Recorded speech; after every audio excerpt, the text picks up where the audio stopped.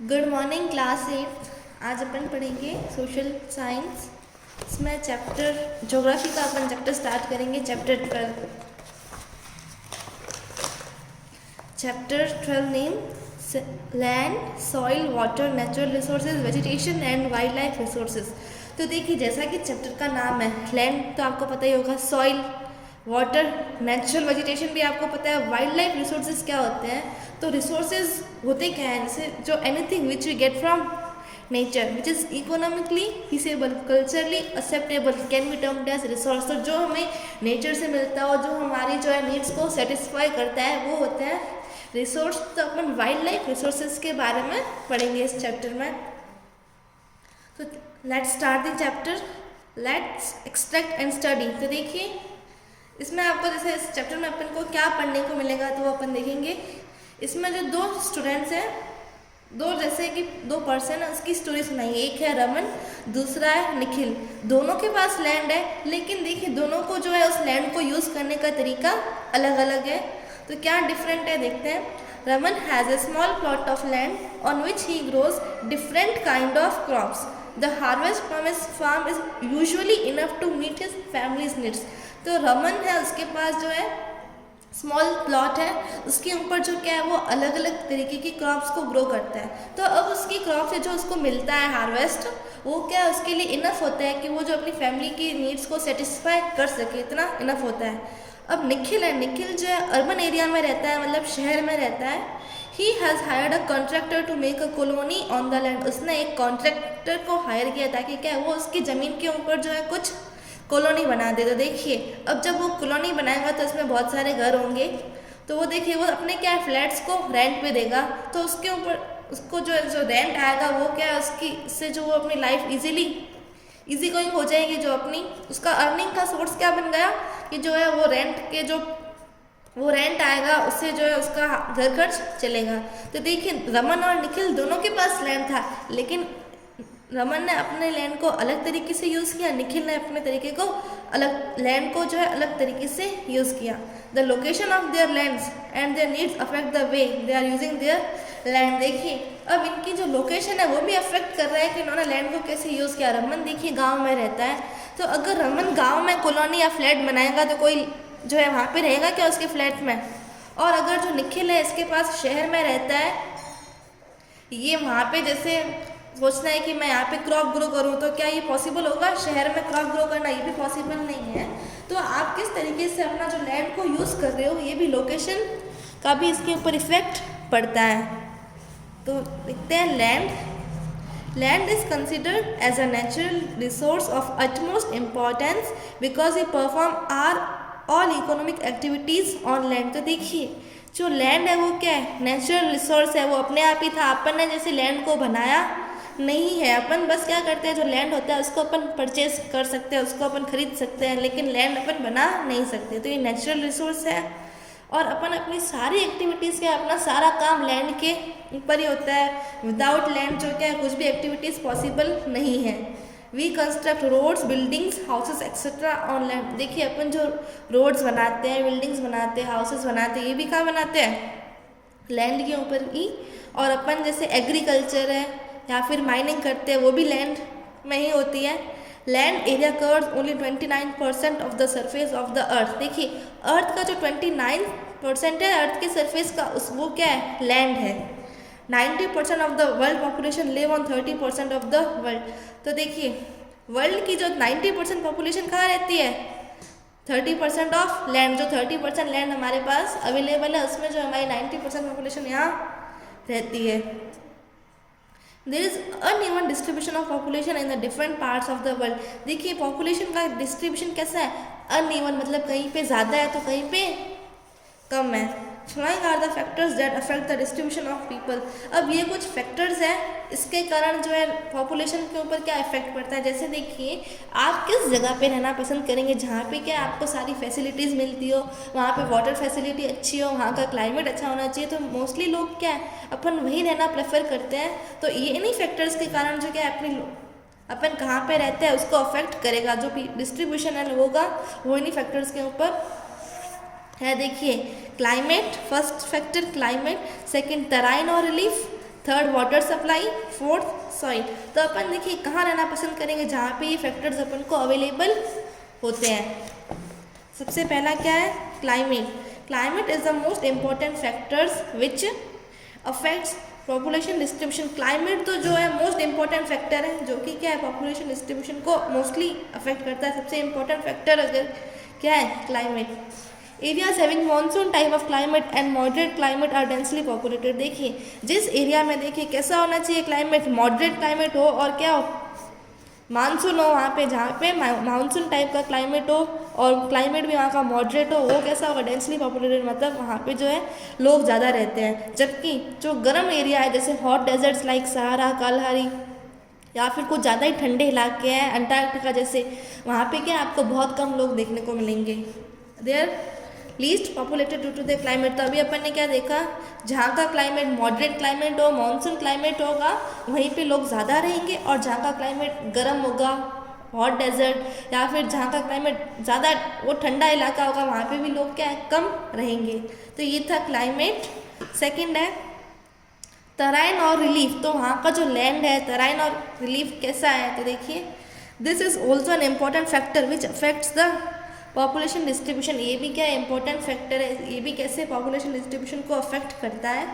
Plane areas are densely populated. देखिए जो areas plane है, मतलब प्लेन समतल में रहते हैं, वो देखिए डेंसली पॉपुलेटेड है, वहाँ पे ज़्यादा लोग रहते हैं। क्यों? क्योंकि वहाँ पे देखिए उनको जो है जैसी कंडीशन चाहिए वहाँ पे उनको वैसी कंडीशन मिलती है। देखिए वो वहाँ पे क्रॉप्स भी इजीली ग्रो कर सकते हैं, वहाँ उस एरिया में जो है आप बिल्डिंग्स भी इजीली बना सकते हो, वहाँ पे बस भी चल सकती है और ट्रेन भी चल सकती है। लेकिन जैसे आपने कभी सुना है कि पहाड़ है, पहाड़ के ऊपर ट्रेन लगाई गई, और पहाड़ों पे क्या है, पहाड़ी इलाकों पे कोई बहुत कम लोग रहते हैं। क्यों? क्योंकि वहाँ पे देखिए फैसिलिटीज़ नहीं होती, वहाँ पे अपन घर भी नहीं बना सकते हैं, क्योंकि वो क्या एरिया प्लेन नहीं होता है, सीधा नहीं होता है, वो तो ऐसे उबड़ खाबड़ होता है, ऊपर नीचे स्लोप होती है वहाँ पे। तो वहाँ पे क्या बहुत कम लोग रहते हैं, इसीलिए क्योंकि वहाँ पे देखिए नहीं वहाँ पे कोई बस जा सकती, नहीं वहाँ पे कोई ट्रेन जा सकती है। तो देखिए जो प्लेन एरिया होगा क्या होगा, डेंसली पॉपुलेटेड होगा। जबकि क्या है, हिली एरियाज़ या फिर माउंटेनियस एरियाज़ है, क्या वहाँ का लैंड कैसा है, अनइवन तराइन है, मतलब क्या है वहाँ का लैंड सीधा नहीं है। सो स्पार्स पॉपुलेशन, मतलब वहाँ पे कैसे पॉपुलेशन होगी, वहाँ पे लेस पॉपुलेशन पाई जाएगी। तो इसमें तराइन और रिलीफ में आपने क्या देखा, जहाँ पे देखिए प्लेन एरिया में पॉपुलेशन ज़्यादा होगी, डेंसली पॉपुलेटेड होगा, और जहाँ पे देखिए हिली एरियाज़ है या तो माउंटेनियस एरियाज़ है, वहाँ पे अनइवन तराइन होगी। थर्ड फैक्टर है water supply. Water is the prime biological need of human beings. तो देखिए जो वाटर है वो हमारी नीड है, वाटर के बिना अपन सर्वाइव नहीं कर सकते। तो ये जो अपनी प्राइम बायोलॉजिकल नीड है ह्यूमन बींग्स की। Areas having proper supply of water are densely populated. देखिए जिस एरिया में जो है वाटर की सप्लाई प्रॉपर होती है, वहाँ पे वाटर अवेलेबल है अच्छी अमाउंट में, तो वहाँ पे क्या है, वो लोग भी वहाँ पे ज़्यादा रहेंगे। लेकिन जिस एरिया में देखिए जो है पानी की अनअवेलेबिलिटी है, वहाँ पे पानी इजीली अवेलेबल नहीं रहता, वहाँ पे कोई लोग नहीं रहते, वो लेस पॉपुलेटेड होगा या फिर वहाँ पे पॉपुलेशन न के बराबर होगी, क्योंकि वाटर के बिना तो अपन सर्वाइव नहीं कर सकते। Therefore dense population is found along the river valleys. तो जहाँ पे रिवर वैलीज होगी वहीं पे आपको पॉपुलेशन दिखेगी ज़्यादा। फोर्थ है soil. Food is the prime necessity of man. तो देखिए टॉपिक तो सॉइल है, लेकिन यहाँ पे हम कह रहे हैं सॉइल से फूड कैसे आ गया, क्योंकि देखिए फूड किसकी हेल्प से ग्रो होता है, फूड जो है सॉइल में ही ग्रो होता है, इसलिए यहाँ पे लिखा है food is the prime necessity of man. Food भी क्या है, अपनी प्राइम नेसेसिटी है मैन की। यहाँ पे मैन का मतलब है human beings. We get food directly और इनडायरेक्टली फ्रॉम द सॉइल। हमें देखिए फूड इनडायरेक्टली कहे या डायरेक्टली सॉइल से ही मिलता है। जैसे हमें फ्रूट से सॉइल से जो है वेजिटेबल्स मिलती है, रॉ वेजिटेबल जो पकी हुई नहीं होती, लेकिन अपन उस वेजिटेबल्स से फूड बनाते हैं ना, तो अपन कह सकते हैं कि डायरेक्टली और इनडायरेक्टली हमें अपना फूड जो है सॉइल से ही मिलता है। Fertile soil attracts dense population like in China, India and Europe where fertile soil is found, alluvial soil is found. तो देखिए लोग कहाँ पे आना पसंद करेंगे, जहाँ पे सॉइल अच्छी है, अच्छी मतलब फर्टाइल सॉइल जिसके ऊपर क्या है इजीली जो है वो अपने क्रॉप्स ग्रो कर सके, अच्छी क्रॉप्स दे, तो फर्टाइल सॉइल है वहीं पे लोग रहना पसंद करेंगे। जैसे कुछ कंट्रीज़ के नाम दिए, चाइना, इंडिया और यूरोप ऐसी जगह है जहाँ पे क्या फर्टाइल अलुवल सॉइल पाई जाती हैं। तो ये थे 4 फैक्टर्स, ये अपनी लोकेशन को डिफाइन करते हैं कि जैसे अगर ये फैक्टर्स होते हैं तो इन्हीं एरियाज़ पे जो है पॉपुलेशन होती है। अब 5th फैक्टर है अवेलेबिलिटी ऑफ मिनरल्स। मिनरल्स की अवेलेबिलिटी भी होनी चाहिए। Minerals are very much important for the industrial development of a country. Britain, Belgium, Germany, France have dense population due to availability of iron, copper, zinc and other minerals. तो देखिए अगर आप जो minerals है industrial development के लिए काफ़ी important है। ब्रिटेन, बेल्जियम, जर्मनी ये वो कंट्री है जहाँ पे क्या है पॉपुलेशन ज़्यादा है। क्यों? क्योंकि यहाँ पे देखिए मिनरल्स ज़्यादा मात्रा में पाए जाते हैं। कौन कौन से? आयरन, कॉपर, जिंक और अदर मिनरल्स। तो ये था अवेलेबिलिटी ऑफ मिनरल्स। 6th है स्टेज ऑफ टेक्निकल प्रोग्रेस। तो वहाँ पे मतलब टेक्निकल प्रोग्रेस है कि नहीं। Technical development also affects the population distribution as by the new technologies we can make our life easy. The man can conquer the difficulties of life through technological development. तो देखिए technical development से भी जो है population पर काफ़ी effect पड़ता है। जैसे देखिए जो लोग ज़्यादा एजुकेटेड हैं वो बड़ी बड़ी सिटीज़ में जो देख सकते हैं आप जहाँ पे लोग ज़्यादा एजुकेटेड है, टेक्निकल डेवलपमेंट वहाँ पे ज़्यादा है। तो देखिए जैसे नई नई टेक्नोलॉजी आती है, नई नई टेक्नोलॉजी ने क्या ह्यूमन बींग्स का काम आसान कर दिया है। अपन ने हर मुश्किलों के ऊपर से क्या है हर मुश्किलों से अपन जीत सकते हैं। क्यों? टेक्निकल डेवलपमेंट के कारण। जैसे कुछ गांव में जो है कुछ लोग जैसे अभी इरिगेशन फैसिलिटीज़ के लिए भी मशीन्स वगैरह आती है, ठीक है, या फिर आपको उसके अंदर सीड्स डालने हैं, सीड ड्रिल मेथड यूज़ करके जो क्या अलग अलग टेक्निक्स यूज़ करके अपन जो है क्रॉप ग्रो कर सकते हैं। तो अगर टेक्निकल डेवलपमेंट होगा तो क्या अपना काम आसान बन जाएगा, अपन कोई भी काम इजीली कर सकते हैं। तो ये टेक्निकल प्रोग्रेस भी डिसाइड करता है कि वहाँ पे जो है पॉपुलेशन कैसी होगी। Now land use. देखिए अपने पास लैंड तो बहुत है लेकिन अपने पास लैंड अवेलेबल कितना है और अपन उसको कितना यूज़ करते हैं। तो ये land use When we use land for any particular purpose like agriculture, forest, mining, building houses, it is called land use or land utilization.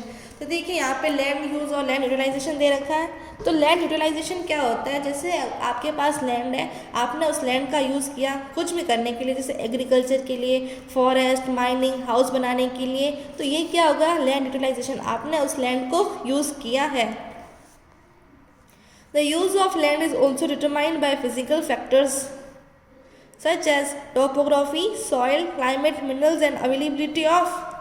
तो देखिए अगर आप से कहीं पे लैंड लेते हो तो आप भी क्या सारे फैक्टर्स देख के ही जो है, जैसे आपने कहीं पे प्लॉट लिया है अपना घर बनाने के लिए तो आप सारे फैसिलिटीज़ देखोगे ना कि वहाँ पे देखिए पास में हॉस्पिटल होना चाहिए, स्कूल होनी चाहिए, मार्केट जैसे ग्रोसरी शॉप भी होनी चाहिए।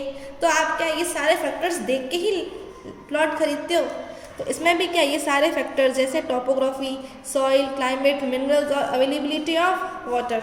ह्यूमन फैक्टर्स जैसे population, technology are also important determinants of land use pattern. और जैसे टेक्नोलॉजी भी क्या है, ये भी इम्पोर्टेंट फैक्टर है। लैंड में बी ऑफ 2 टाइप्स। देखिए लैंड 2 टाइप्स का हो सकता है on the basis of ownership, इसका मालिक कौन है। जैसे कि प्राइवेट लैंड, इसमें प्राइवेट लैंड की डेफिनेशन दे रखी है, मार्क कर लीजिए आप। तो प्राइवेट लैंड वो होता है जब से क्या इसका ओनर क्या है, जैसे कि कोई मैन है उसके पास खुद का लैंड है तो वो उसका क्या हो जाएगा, प्राइवेट लैंड है, जो उसका खुद का है उसका मालिक वो है। When a piece of land is owned by a person it is called private land. जब जो है एक पर्सन के पास खुद का लैंड है तो वो हो जाएगा private land. Example agriculture land, cattle farms, ये सब क्या है प्राइवेट लैंड। अब कम्युनिटी लैंड मतलब होता है बहुत सारे लोगों का मिलके क्या है एक लैंड है। जैसे बरिल ग्राउंड होते हैं, शमशान घाट, तो वो क्या है देखिए हर कम्युनिटी का क्या है अलग अलग है, तो वो क्या हो जाएगा community land. It is owned by all the members of a community for common use like. तो ये देखिए पूरी कम्युनिटी के का होता है और कॉमन यूज़ के लिए, जैसे क्या है collection of fodder, fruits, nuts और medicinal herbs. These are also called common property resources. इसे क्या कहा जाता है, common property resources. The amount of total land available to us is extremely limited on the earth surface. देखिए अपने पास land तो बहुत ज़्यादा है, लेकिन अपन क्या उसका यूज़ अपने पास लिमिटेड ही है। To get maximum benefit from the land, तो अपन को क्या है, लैंड से मैक्सिमम बेनिफिट लेना है, तो आपको क्या करना पड़ेगा, उस लैंड का जो प्रॉपर प्लान बना के उसको यूज़ करना पड़ेगा। तो कंजर्वेशन ऑफ लैंड रिसोर्सेज, आप लैंड रिसोर्सेज को कंजर्वेशन कैसे कर सकते हो। जैसे देखिए आपके पास लैंड अवेलेबल तो बहुत सारा है, लेकिन आप जो है उसका यूज़ कम ही कर पा रहे हो, तो आपको क्या करना है, ज़्यादा से ज़्यादा बेनिफिट कैसे आप ले सकते हो लैंड से, तो उसके लिए आपको इसे कंजर्व करना पड़ेगा, प्रॉपर प्लान बनाना पड़ेगा। तो देखिए कुछ स्टेप्स हैं यहाँ पे कि आप जो लैंड को कैसे कंजर्व कर सकते हैं। Afforestation and proper management of grazing. Afforestation का मतलब होता है planting of more and more trees, जितना हो सके उतनी आप ट्रीज को प्लांट कीजिए, और ग्रेजिंग होती है उसका भी प्रॉपर मैनेजमेंट होना चाहिए। Second, planting of shelter belts, जगह जगह आप जिससे क्या आप शेल्टर बेल्ट्स को प्लांट कीजिए। Third, control on over grazing, जो ओवर ग्रेजिंग होती है इसके ऊपर भी कंट्रोल करना चाहिए। फोर्थ है stabilization of sand dunes by growing bushes. अब जो सैंड ड्यून्स है उसको स्टेबलाइज कैसे करेंगे, आप क्या करोगे, वहाँ पे जो है कांटेदार झाड़ियाँ लगा दोगे, तो इससे क्या हो जाएगा, सैंड ड्यून जो है स्टेबलाइज हो जाएंगे। फिफ्थ फैक्टर है proper management of wasteland, control of mining activities, proper discharge of industrial influence can reduce land degradation. जैसे देखिए जो वेस्ट लैंड है उसका आपको प्रॉपर मैनेजमेंट करना है, माइनिंग एक्टिविटीज़ के ऊपर भी क्या है, कंट्रोल रखना है। और जैसे अगर कोई एरिया पड़ा है तो आप क्या कर देते हो, उसके अंदर कुछ कचरा वगैरह डाल देते हो, तो ये भी इसके ऊपर भी आपको कंट्रोल रखना है। और जो इंडस्ट्रियल इन्फ्लुएंस, मतलब इंडस्ट्रीज जो अपना काम करके जो उनका वेस्ट मटेरियल रहता है वो क्या करते हैं, वो किसी लैंड के ऊपर डिस्चार्ज कर देते हैं, तो ऐसा नहीं करना है। इससे क्या आप लैंड डिग्रेडेशन को बचा सकते हो, मतलब लैंड को खराब होने से बचा सकते हो। तो ये था कंजर्वेशन ऑफ लैंड रिसोर्सेज। तो आज अपन इतना ही पढ़ेंगे, अगले लेक्चर में अपन सॉइल स्टार्ट करेंगे।